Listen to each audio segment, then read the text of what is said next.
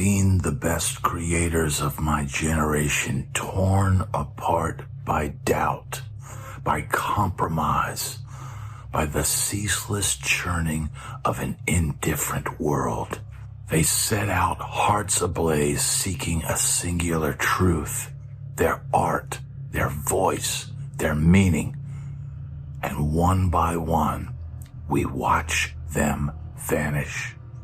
Some drowned in the tide of mediocrity, some suffocated beneath the weight of expectation, and others simply lost the will to search. We are told from the moment we first pick up a brush, a pen, a guitar, that we are special, that we have a gift. But what they do not tell us, what they refuse to admit, is that this gift is a curse. To create is to suffer. To seek meaning is to invite madness. We spend years searching for the perfect note, the perfect phrase, the perfect stroke of color. You chase inspiration like a soldier stalks a ghost in the jungle. And just when you think you found it, when you hold it trembling in your hands, it dissolves. It fades like mist at dawn. And you are left with nothing but the echoes of what might have been. I have seen them, the ones who surrendered, the ones who traded fire for comfort, who let the world tell them that art is a hobby, that passion must bow before profit. I have watched them sit in boardrooms wearing suits tailored from the skin of their younger selves. I have seen them in bars laughing a little too loudly, gripping glasses like lifelines, staring past the faces of friends at a life they abandoned. And I have seen the others, the ones who would not break, the ones who stood beneath the crushing weight of rejection, of poverty, of solitude, and still they created. They sculpted meaning from the chaos. They pulled beauty from the void. They refused to let the world snuff out the fire inside them, and they suffered for it. You ask me why I am here, why I live and speak in the darkness, beyond the edges of the world where the critics dare not tread. You think me mad. Perhaps I am. But I have seen the truth, and the truth is this. There is no meaning but what we create. There is no salvation but the art itself.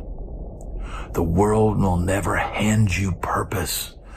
It will never reward you for your sacrifice. It will not care if you burn, but you must. You must care. You must be the guardian of your own fire. You must bleed for your work, knowing that the world may never see, may never understand. And if you can do that, if you can walk into the abyss and keep creating, keep searching, knowing that the abyss will never offer you answers, then perhaps you are truly alive. I have seen great horror, the horror of a life unexpressed. Every artist builds a temple to their obsessions. Some call it a legacy, others a tomb.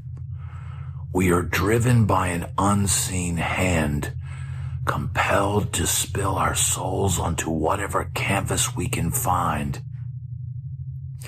And yet the moment we stop, the moment we hesitate, the temple crumbles.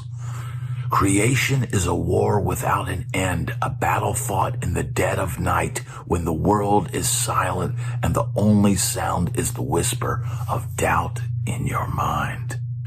I have wandered through the wreckage of abandoned dreams. I've seen the corpses of unfinished novels, half-written symphonies, paintings left to decay in the dark corners of forgotten studios. Do you know what haunts me most? It is not the failure, not the rejection. It is the silence.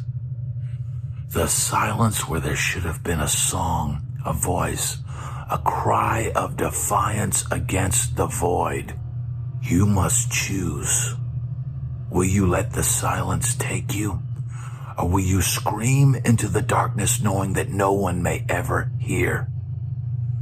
Will you build your temple brick by painful brick, knowing that time itself may one day reduce it to dust?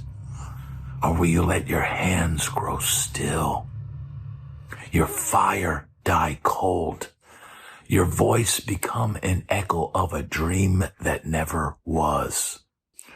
The greatest lie they tell you is that art is safe, that creation is comfortable. It is neither. It is brutal. It is war, and yet it is the only war worth fighting. These guitars are my weapons.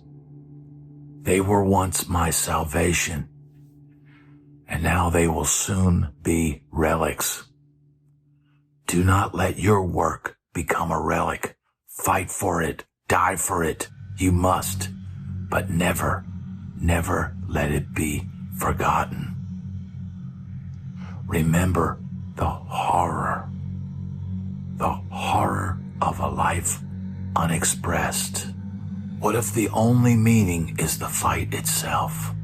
What if the struggle is the answer?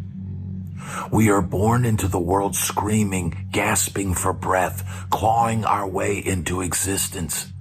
And maybe, just maybe, we are meant to leave it the same way, still fighting, still clawing, still creating until our last breath escapes us.